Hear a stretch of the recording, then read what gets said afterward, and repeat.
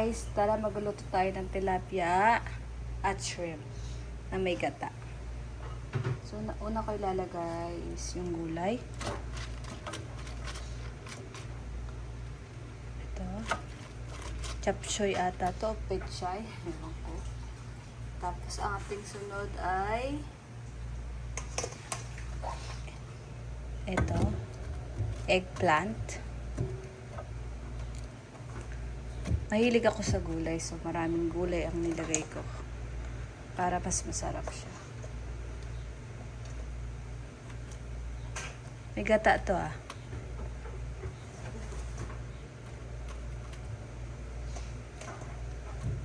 At ilalagay natin ay, sunod ay okra. Kinamay ko na, malinis naman yung kamay ko. Kasi nagugas ako ng gulay.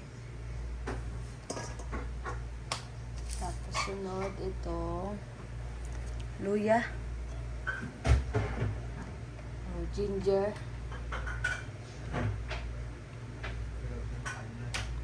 Sunod sibuyas.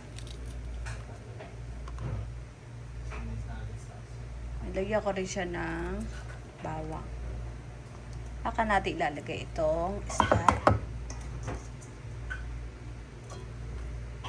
Natin ilalagay ang isda. Sa ilalim yung gulay para mas masarap. Yung isda kasi mabilis naman niya maluto. Kasi ibabaw, lalo na yung shrimp. At sunod itong shrimp.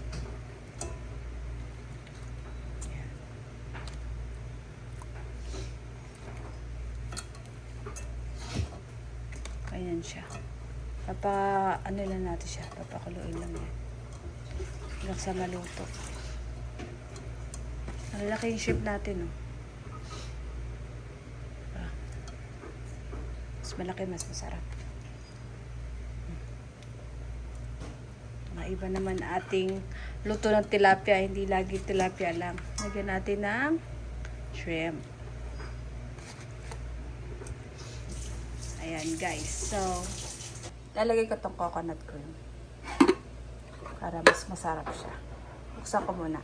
Lagay na natin to coconut cream. Hindi ko na mix. So, wait lang. Yeah. Ito yung pangalawang gata. Lagay ko na. Para mas masarap siya.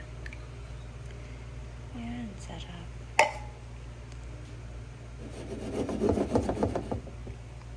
Baligtarin ko.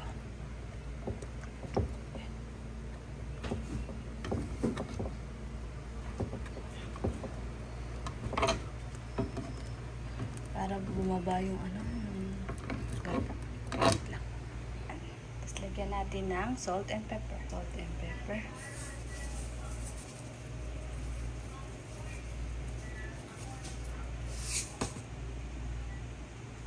Pepper.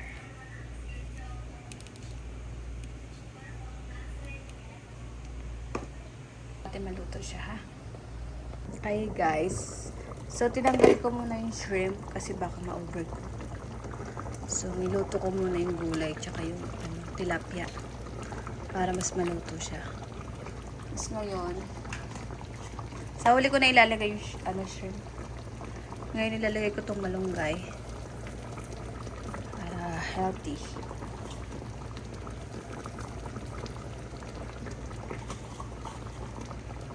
Tsaka ako ilalagay yung shrimp mamaya.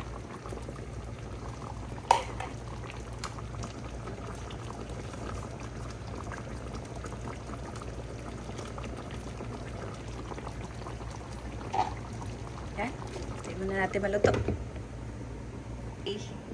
Lagyan na natin yung shrimp. Para maluto.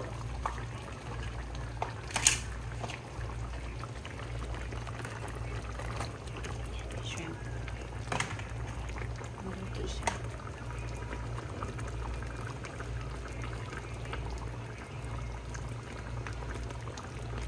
Okay.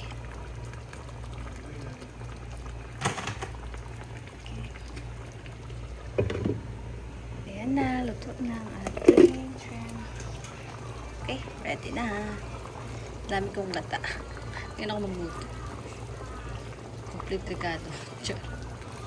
Okay guys, thank you for watching. Luto na ang ating tilapia na may shrimp. Kain na guys. Thanks for watching. Subscribe po and follow us to my Facebook account. Thank you. Bye-bye.